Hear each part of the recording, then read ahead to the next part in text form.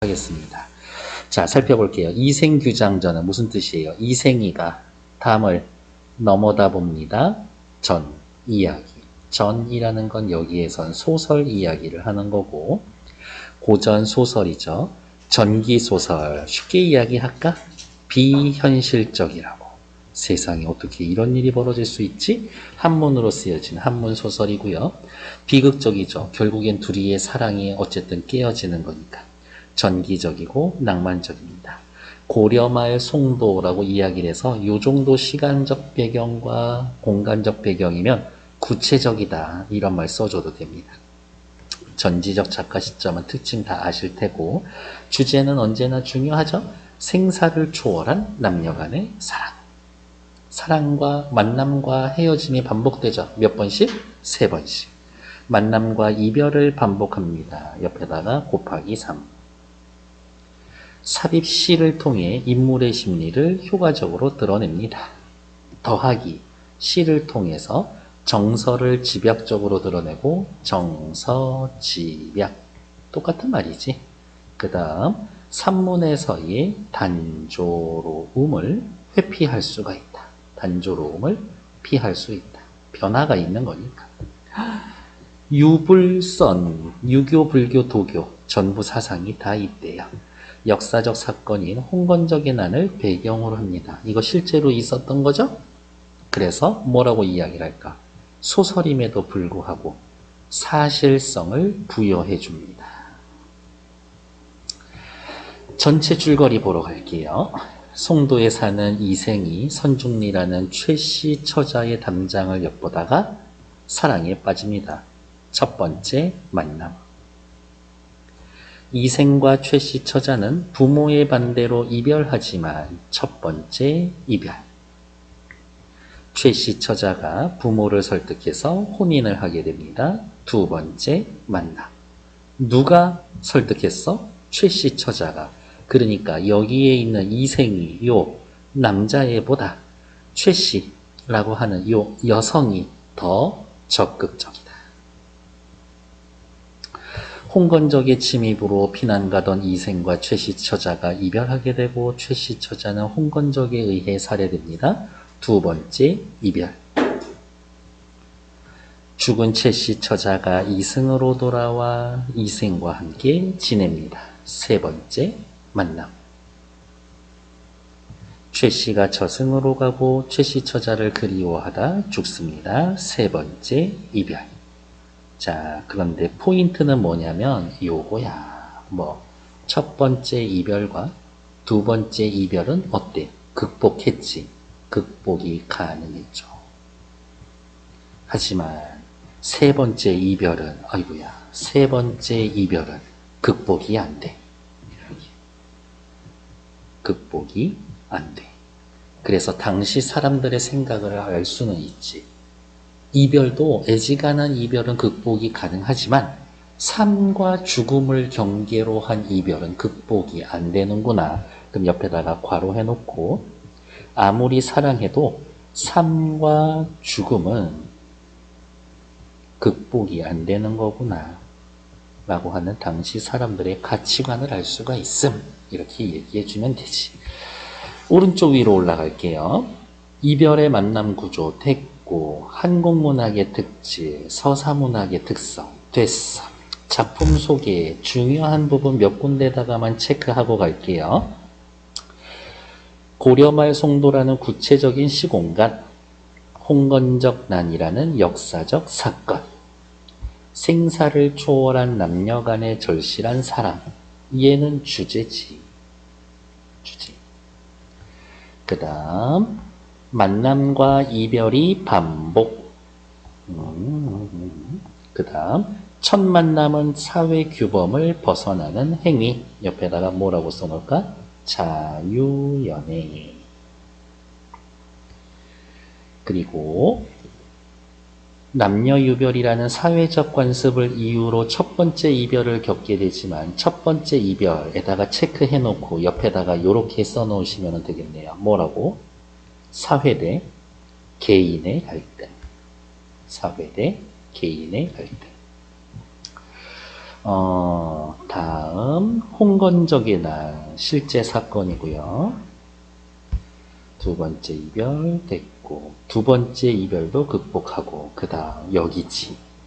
이승과 저승의 경배는 극복하지 못합니다. 다음 세 번째 이별은 산 사람과 죽은 사람이 만난 거니까 비현실적 세계에서 일어난 거다. 이생규장전에 있어서의 환상성, 판타시 어디 있을까?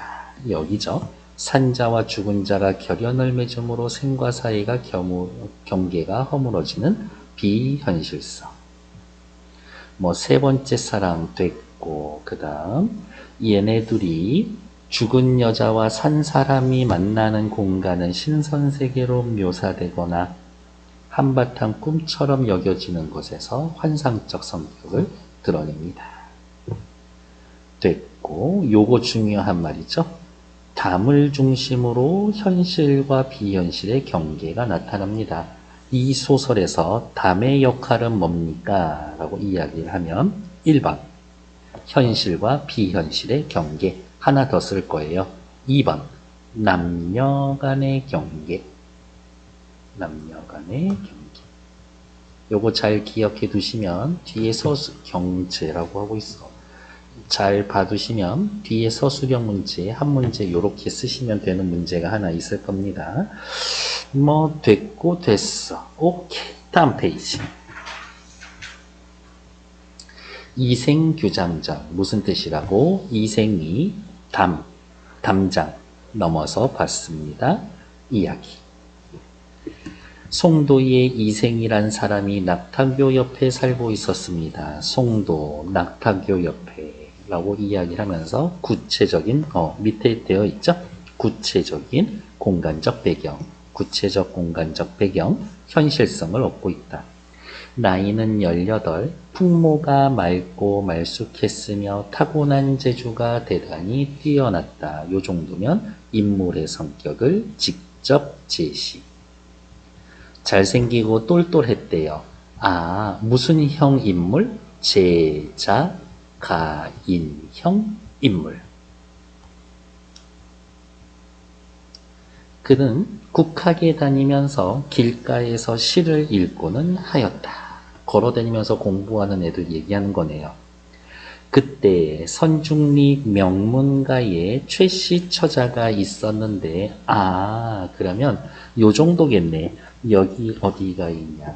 여기에서부터 요만큼까지는 소설의 발단 부분에서의 기능을 찾으세요 라고 이야기를 하면 인물을 소개해 주고 있습니다. 최씨 가문의 처자가 있었는데 나이는 15, 16세. 그러면 몇 학년이야? 8, 9, 11, 2, 3, 4, 5. 중2, 중3인데 그녀는 자태가 아리따웠고 자수를 잘하였다. 역시 이 여인도 제자 가인형 인물, 시문에도 뛰어났다. 그래서 세상 사람은 두 사람을 보고 다음과 같이 칭찬했다. 뭐라고? 선남선녀라고. 풍류제자, 풍류가 있는 재주 많은 남자 이도령, 요조숙녀 최낭자, 품위가 있고 얌전하고 정숙한 여자 최낭자. 그 재주, 그 모습 듣기만 해도 줄인 창자, 배고파도 걔들 모습을 보고 이야기를 듣기만 해도 배가 부르죠 라고 이야기를 한대요.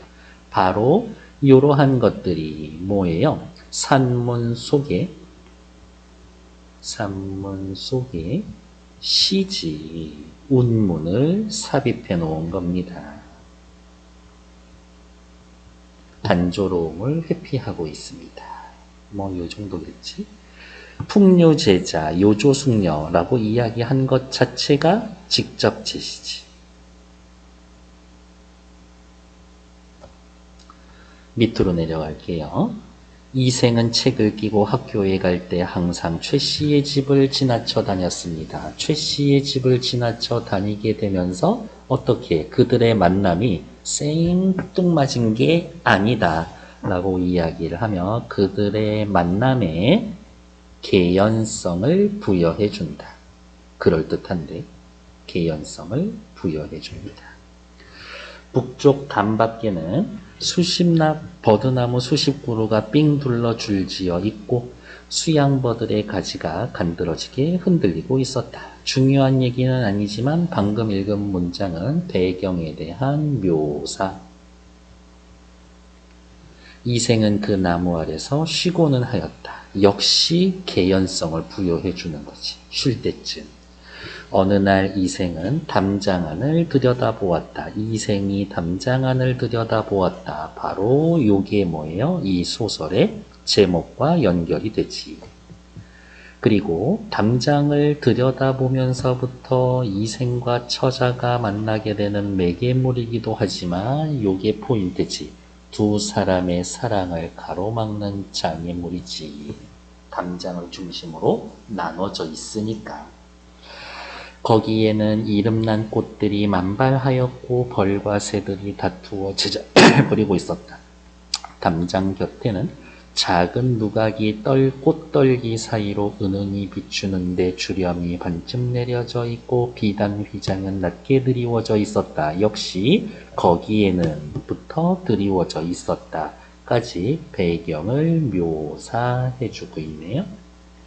거기에 한 미인이 있었다. 누구야? 최씨지. 그녀는 자수를 하다가 조금 지쳐서 바늘을 잠시 멈추고 있던 참이었다. 턱을 괴고서 시를 읊었는데 이런 느낌인 거지. 그 남자애들이 뭐라고 하지? 학교를 배경으로 한 로맨스 이런 드라마 보면 여자애들이 이렇게 턱 깨고 있으면 별빛이 막 환해지면서 남자애들이 그 모습에 흉 간다고. 됐고 중략 부분. 다음 전개 줄거리 볼게요. 이생과 최씨 처자는 밤마다 미래를 계속했었다. 까진 애들 자유연애하고 있습니다. 아들의 행실을 눈치챈 이생의 부부가 아들 너 글 공부 시켜놨더니 요즘에 밤에 나갔다가 아침에 돌아오더라. 너 저기 가가지고 시골에 짱 박혀가지고 글 공부해. 이생을 울주로 내려보냈으나 옆에다가 쓸까요? 첫 번째 이별이지. 이생을 절절히 그리워하던 최씨의 굳은 의지와 노력으로 어때? 최씨. 이생이 이놈은 노력한 거 별거 없어. 적극적 성격이죠. 양가 부모의 허락 아래 혼인을 했었다. 밑에다가 쓸까요? 두 번째 만남. 이생은 과거에 급제하고 둘은 행복한 나날을 보내고 있었다. 뭐 별거 없죠. 살펴봤더니 오른쪽에 인물 소개하는 것들 뭐 특별히 볼 거 없고 재주가 뛰어나고 수려했다. 제자가인이라고 써드렸고요. 자유연애한다라는 것 자체가 진보적 애정관이지. 최씨 처자와의 사랑을 성취하기 위해서 적극적으로 행동합니다. 여기에서의 이 적극적으로 행동하는 건 뭐였냐면 그 최씨 집안, 최씨 여인의 집에 몰래 들어가는 거야. 그냥 거기에서는 적극적인 모습이 있어. 근데 막 당장 꼭 필요했었던 거. 아버지가 짱 박혀서 공부해라 라고 하면은 싫어요 라고 저항이라도 하든가 아니면 편지라도 좀 써주고 가든가 그런 것 없이 그냥 훅 갔거든. 그래서 그렇게 적극적이다 라고 보기는 힘든데 이생이가 적극적인지 소극적인지는 학교 쌤이 그냥 시키는 대로 하시면 됩니다. 하지만 최씨 처자는 확실히 적극적이지. 역시 제자 가인형 인물이고요. 목숨 걸고 사랑하는 적극적인 여자, 진보적인 애정관, 심지가 굳고 능동적으로 운명을 개척해 나갑니다. 옆 페이지 넘어가죠. 세상에 이렇게까지 구체적일 수 있다니. 고려국민왕 10년 신축년 구체적인 시간적 배경. 역사적인 사건을 가져와서 현실성을 얻고 있습니다.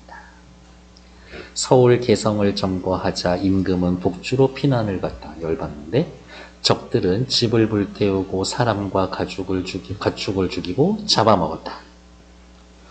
백성들은 부부끼리 혹은 친척끼리 서로 보호하지 못하고 이리저리 달아나 숨어서 제각기 살기를 꾀하는 형편이었다. 제각기 살기를 꾀하기입니다. 각자 도생, 살기 위해서 각자 뛰어듭니다.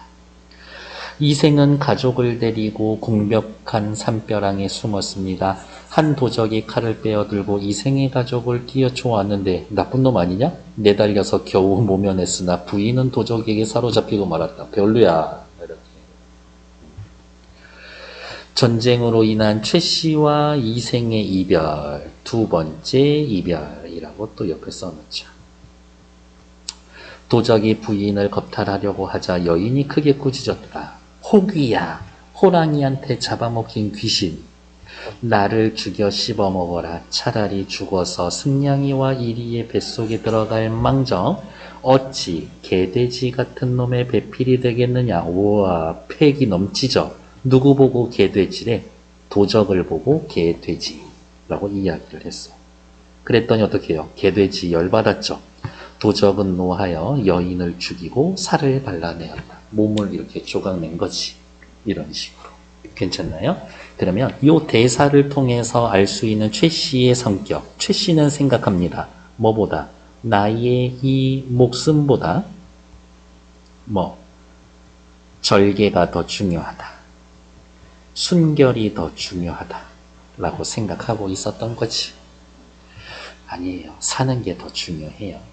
자, 이 배경에 현실주의적 요소, 현실성을 높여주는 거 뭐 있습니까? 공간적, 시간적 배경, 역사적인 사건, 홍건적에는 실제로 있었던 거지. 이 홍건적이라고 하는 것들도 중국 놈들이 그렇게 지들 자랑하고 있는 한족 있지, 한족. 그 새끼들이야.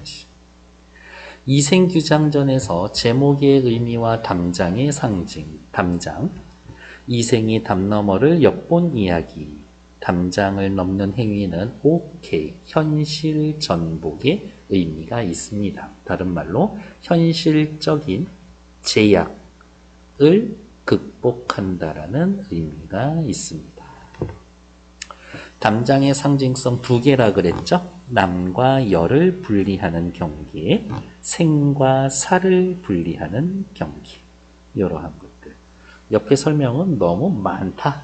됐어. 하지만 여러분들은 읽어보셔야지. 담장 안과 담장 밖에 일단 첫 번째 몇 개 체크할까요? 담장은 어디 있을까? 여기 있네요. 사회적 금기를 나타내는 중세 장벽의 상징. 그러니까 담장은 물리적인 담장이라기보다는 상징적인 의미로서의 담장이다. 여기 있죠. 담장 안과 담장 밖의 세계를 나누어 경계의 역할을 합니다. 담장 안의 세계는 자유롭고 열린 세계.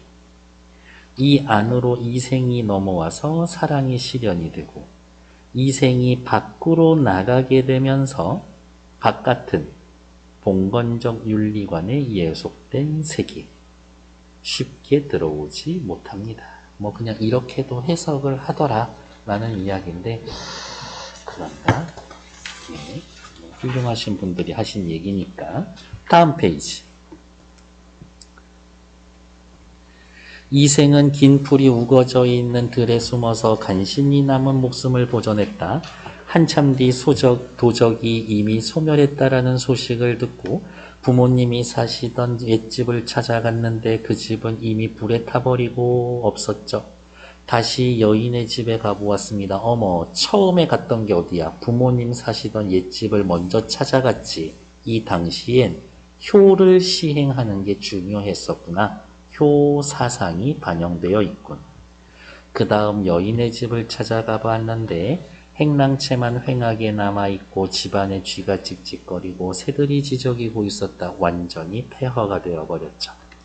이생은 슬픔을 이기지 못하며 작은 누각에 들어가서 눈물을 흘리면서 길게 탄식만 하고 있었습니다. 바로 이러한 것 때문에 어떻게 소극적이라고 하는 거야.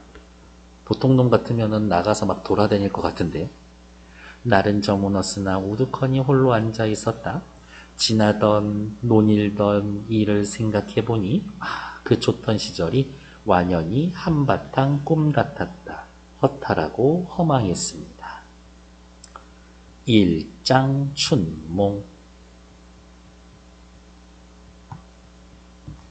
한단지몽 남가일몽 여옹침 전부 다 짧은 한순간 같았어요 를 나타내는 한자성어입니다.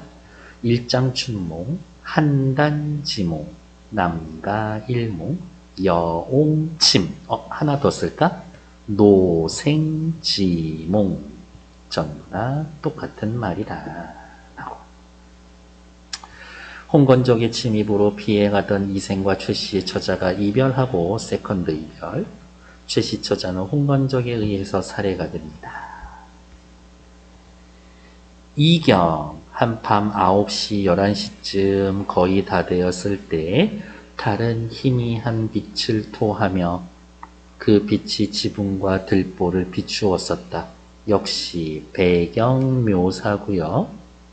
여기에서만큼은 왠지 환상적 분위기.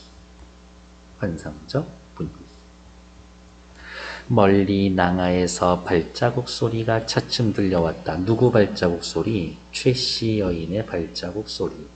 먼 데서부터 차차 다가와졌다. 다 이르러 왔구나 싶었다 보니 그것이 바로 최 여인입니다. 이 씨와 최씨 처자의 재회 우리는 분명 알고 있는데 최씨 여인 죽은 거 비현실적. 괄호 열고 전기적. 이생은 그녀가 이미 죽었다라는 사실을 잘 알고 있었다. 하지만 그는 그녀를 너무나 사랑했어. 그렇기 때문에 그녀의 존재를 의심하거나 괴이하게 여기지 않았다. 그녀에 대한 사랑이 점점 너무 커서 그렇죠. 그래서 대뜸 물었다. 마치 살아있는 것처럼 어디로 피나나요? 목숨을 보존하여소. 여인은 이생의 손을 잡고 한바탕 통곡하더니 이내의 사정을 차례차례 이야기했습니다. 라면서 여기에 들어가는 대사는 최씨 여인의 과거의 삶을 요약적으로 제시해주고요. 과거의 삶을 요약해주고요. 현재의 자신의 정서를 직접 제시해주고 여인의 소망을 어떻게 드러내죠. 난 너하고 같이 살고 싶은데. 그래서 이러한 이야기들이 있다. 자, 어떻게 이야기했는지 살펴봅시다. 저는 본디 양가의 딸입니다. 어려서부터 아버지의 가르침을 받들어 자수와 재봉과 같은 일에 힘쓰고 당시 여성들에게 부여됐었던 일이지. 시, 서, 인의와 방도를 배웠습니다. 나 배운 여자야. 오로지 규문의 법도만 알았으니 규문의 경영 바깥에서 배워야 할 일을 어찌 알았겠습니까? 집 바깥의 일 나는 잘 몰랐어. 그런데 그대께서 붉은 살구꽃이 핀 담장하늘 엿보시고 요거 제목이죠? 경계를 넘어섰죠? 인연이 맺어지기 시작했지. 저는 스스로 푸른 바다에서 캐어 올린 구슬을 드렸죠. 당신에게 나의 마음을 주었습니다. 당신을 사랑하게 되었습니다. 구슬을 드렸습니다. 당신에게 사랑을 맹세했습니다. 이렇게도 볼 수 있지. 마음을 드렸어요. 여기 구슬. 꽃 앞에서 한번 웃고 평생의 은혜를 맺고 휘장에서 거듭 만나면서 백년해로 한 경우보다 정부는 더하였습니다. 마치 부부가 된 것 같은 그러한 즐거움을 느꼈었어요. 부부의 즐거움, 운우지정. 말을 여기에 미치게 되니 너무 슬프고 이별했으니까. 너무나 부끄럽군요. 왜? 당시 사회 분위기에 어긋나는 만남을 했었던 거니까. 슬픔과 부끄러움을 어찌 이기겠습니까? 하지만 그 슬픔과 부끄러움보다 당신에 대한 사랑이 더 컸기 때문에 내가 그럴 수 있었던 겁니다. 저는 장차 그대와 함께 전원으로 돌아가 100년을 함께 늙으려고 했었는데 100년 가약 뜻밖에도 꺾이게 되어서 무엇 때문에? 바이 홍건적 놈들 때문에. 홍건적의 난. 꺾이게 되어 구렁이의 몸뚱이가 구르게 되다니요. 죽음. 하지만 끝내 이리와 시랑 같은 놈. 앞에는 뭐라 그랬는데? 개돼지라고 그랬는데. 그쵸? 이 개돼지에게 몸을 내맡기지 않고 진흙창에서 육신이 찢어지는 것을 스스로 택했습니다. 나 목숨보다 나의 절개를 더 중요시 여겼습니다. 그건 정말로 천성으로 한 것이 너 찢어져 죽어봤어? 되게 아파. 그거 의지로 할 수 있는 거 아니야. 내 천성으로 한 거지. 그러나 외진 골짜기에서 한 번 이별한 이후로 끝내 짝을 잃고 외따로 날아가는 새의 신세가 된 것이 한스러웠습니다. 이 새는 누구야? 최씨, 자기 자신을 이야기하는 거죠. 집도 없어지고 어버이도 돌아가셔서 고단한 혼배, 영혼을 의지할 곳이 없기에 사고무침. 서글프지만 절의는 중요하고 목숨은 가벼움으로 바로 요게 최여인이 가지고 있는 기본 마인드지. 쇠잔한 몸뚱이가 치욕을 면한 것만 다행이라고 여기죠. 누기 조각조각 찢어진 식은재 같은 제 마음을 불쌍히 여겨주겠습니까? 여기 누기가 아니라 누가겠지. 누가. 내 마음 아무도 모를 거예요. 잘게 끊어진 썩은 창자를 그저 모아두었을 따름이오라. 오, 뭐라고? 정식으로 매장되어 있지 않단 이야기지. 해골은 들판에 내던져지고 내 간과 쓸개는 땅에 버려져서 흙먼지를 뒤집어 쓰고 있습니다. 가만히 지난날의 즐거움을 헤아려 보지만 오늘은 이렇게 서글프고 억울하군요 라고 하면서 과거의 행복이 현재의 고통이 되어 있습니다. 비극으로 되어 있죠. 과거와 현재의 처지를 대조해서 자신의 이야기를 하고 있습니다. 이제 추연이 피리를 불어 따스한 봄 기운을 일으키듯 봄 절기가 적막한 골짜기에 돌아왔습니다. 천녀의 혼이 이승으로 돌아왔듯이 어머 추연의 피리 천녀의 어쩌고 사연 이야기를 하면서 죽은 사람이 현실로 살아서 돌아오는 이야기를 인용해서 저도 다시 이승으로 돌아오렵니다. 요게 지금 현재 여인의 의지지. 동네 산에서 일기 12년 만에 만나자는 약속은 이미 단단히 맺어져 있고 취굴에서 삼생의 향기도 일어나고 있네요. 어머, 추연의 피리, 천녀의 혼, 취굴의 이야기. 옛날 이야기예요. 삶과 죽음을 넘나드는 이야기를 인용하고 있지. 바로 이런 때에 그간 오래 떨어져 있어야 했던 정을 되살려 이전의 맹세, 이 맹세는 누가 한 맹세? 이생이랑 최여인이 했던 맹세. 뭐 우리 평생 가자, 오래오래 행복하자 이렇게 얘기했었겠지. 그 맹세를 저버리지 않겠다고 약속드립니다. 그 약속을 잊지 않아 주신다면 저는 끝까지 잘 지내고자 합니다. 말은 나오진 않았지. 말은 나왔지. 나 죽은 여자야. 근데 난 너랑 살고 싶거든? 넌 어때? 물어보고 있는 거지. 도련님께서 그렇게 해주시겠습니까? 라고 물어보고 있죠. 됐고 옆에 다시 152쪽으로 돌아갈게요. 오른쪽 밑으로 와서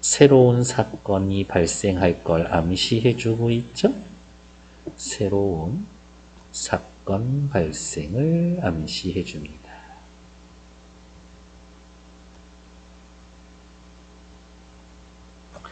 저녁에 여인은 이생에게 말했다. 3번이나 좋은 시절을 만났습니다. 그렇지. 얘네 3번 만났잖아.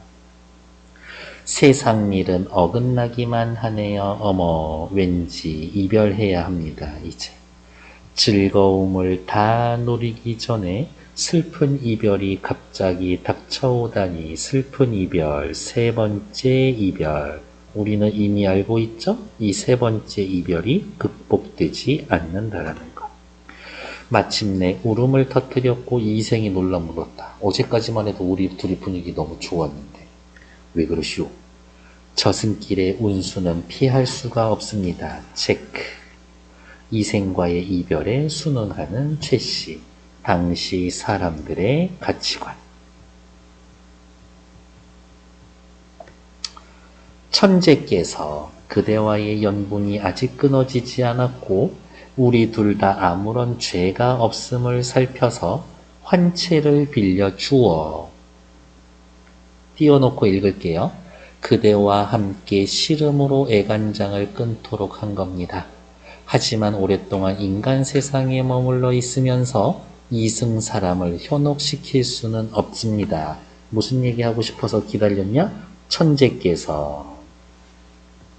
일단 확인할 건 도교 사상이 반영되고 있고요. 절대자지. 혹은 초월적 존재지. 그러니까 그 얘기를 하고 싶은 거죠. 3번째 만남은 초월적 존재의 도움이 있었다. 이거지. 옆에다가 또 화살표.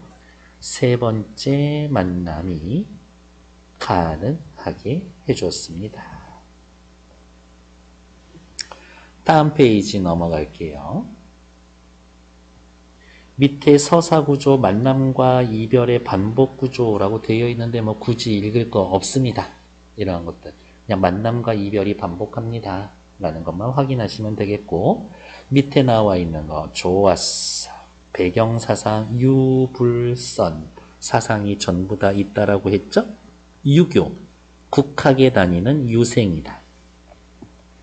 최씨 처자 규문의 법도를 배운다. 자유연애 반대한다. 목숨 걸고 절개를 지킨다. 부모님 시신을 수습해서 제사를 지낸다. 말 되게 길게 했네. 효. 불교 사상은 인생무상이죠.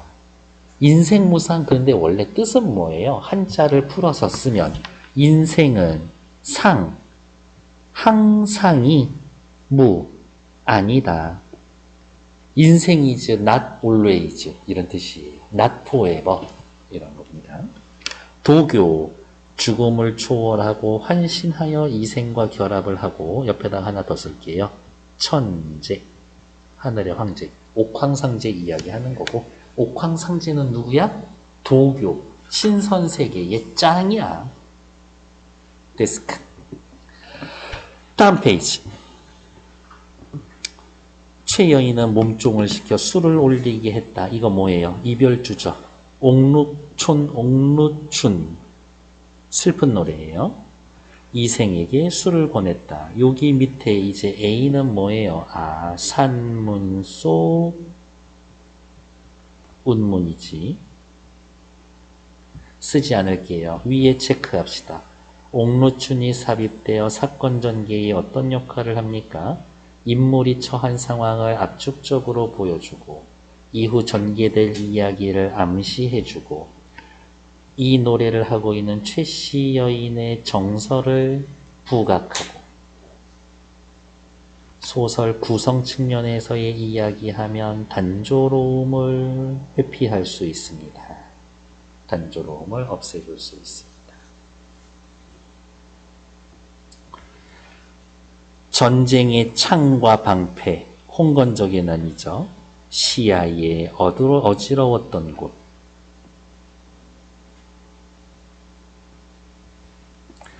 옥굿을 부서지고 꽃잎이 날며 원앙이 짝을 잃었네. 무슨 얘기하고 싶은 거야? 이생과 처자, 그 둘의 이별.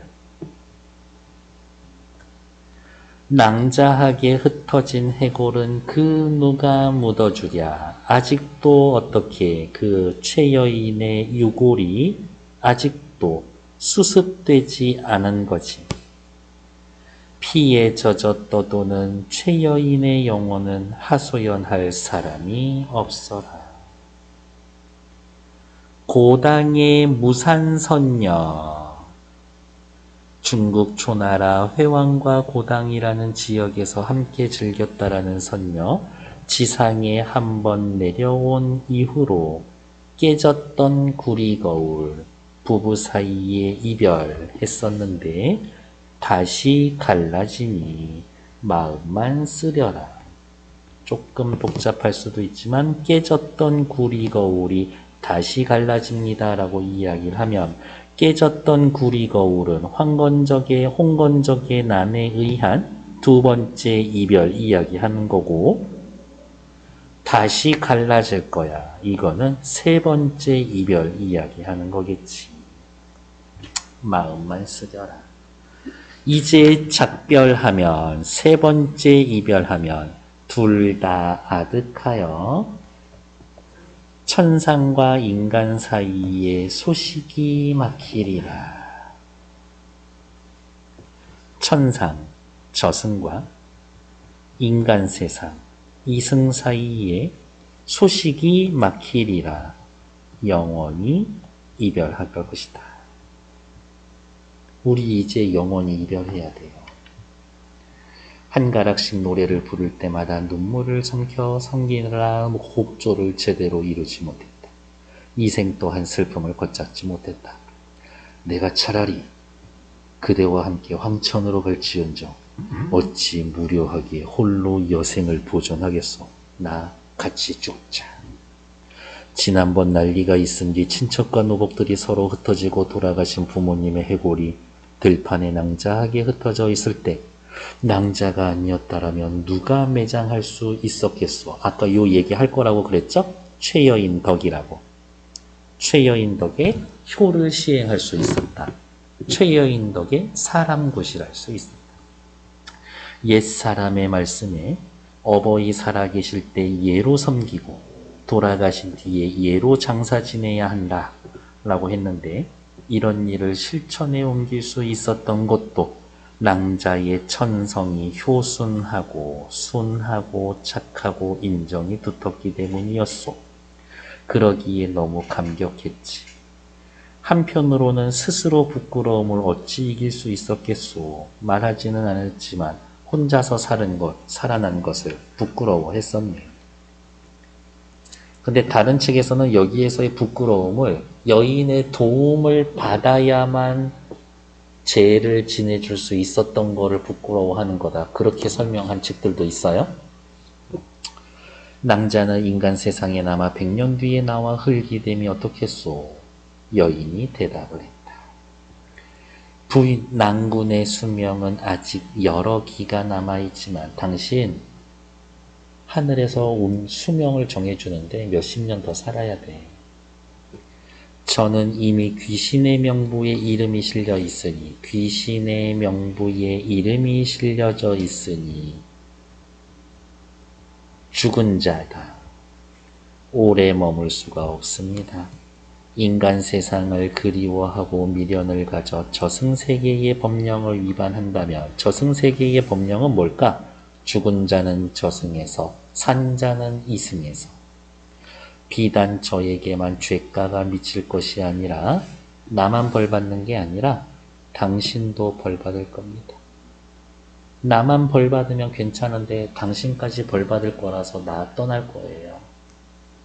다만 저의 유해가 아무 곳에 흩어주시니 은혜를 베풀어 주신다면 요만큼 다만부터 유해를 바람과 햇볕에 그냥 드러나 있지 않게 해주세요. 요게 마지막 남기는 유언이지.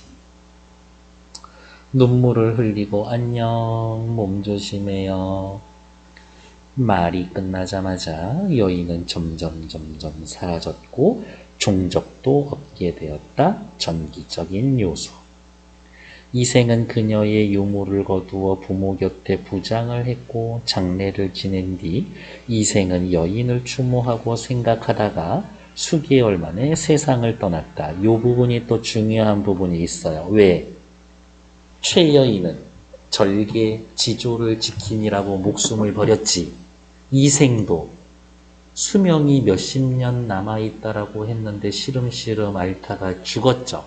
그러니까 여기에는 이생도 어떻게 여인에 대해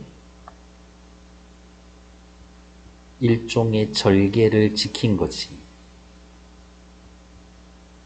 절개는 여자만 지키면 되지가 아니라 남자도 절개 지켜야 돼 라고 생각하고 있었던 거지. 어디가 있냐? 요 마지막 두 줄 요렇게 묶어서 옆에다가 후일담 형식. 후일담 형식. 이 이야기를 듣는 사람들은 모두 애처로워하고 슬퍼하며 그들의 절의를 사모하지 않는 자가 없었습니다. 라고 하면서 두 사람의 절의를 부각합니다. 그래서 절개를 주제로 보기도 합니다. 이러한 것들. 56쪽의 오른쪽 작품에 나타난 생사관 보면 그냥 죽은 자는 결국에 죽으러 저 세상에 가야 한다. 이렇게 확인하시면 되겠고, 아마 고전 소설에 삽입된 한시의 일반적 기능은 서술형 문제로 나오지도 않고 그냥 뭐라고 객관식의 OX 정도로 나올 가능성이 더 큽니다. 서정적 기능, 인물의 정서를 드러냅니다. 내면과 심리를 압축하고요. 낭만적인 분위기를 형성해준다. 서사적으로 대사와 서술 대신 내용을 전개해서 단조로움을 피한다. 과거 사건 요약하고 있다. 앞으로 일어날 사건 암시한다. 주제를 강조해준다. 됐을까요? 그러면 이 부분은 좀 채워서 보강을 할까? 왼쪽으로 오셔서 요 정도 할까요? 여기 요만큼 과거 요약 요렇게 네 줄 묶어서 미래 암시 요 정도 해놓으면 더 할 말이 없지. 됐을까? 다음 이생규장전에 삽입되어 있는 한시 앞부분에 여기는 없고 뒷부분에 여기 본문에 나와 있는 거는 얘만 있지. 앞에 둘이 만날 때 서로 막 시 주고 받는데 그때는 뭐 합니까? 이러한 얘기도 있었으니까 얘네들 한번 읽고 넘어오시면 됩니다. 지금 여기 읽고 넘어오세요.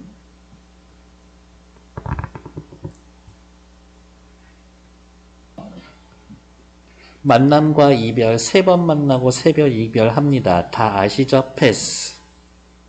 그렇다고 중요하지 않다는 거 아닙니다. 자, 담장은 어떠한 역할을 합니까? 첫 번째, 남과 여를 분리하는 경계로도 쓰이고 생과 사를 분리하는 경계로도 쓰입니다.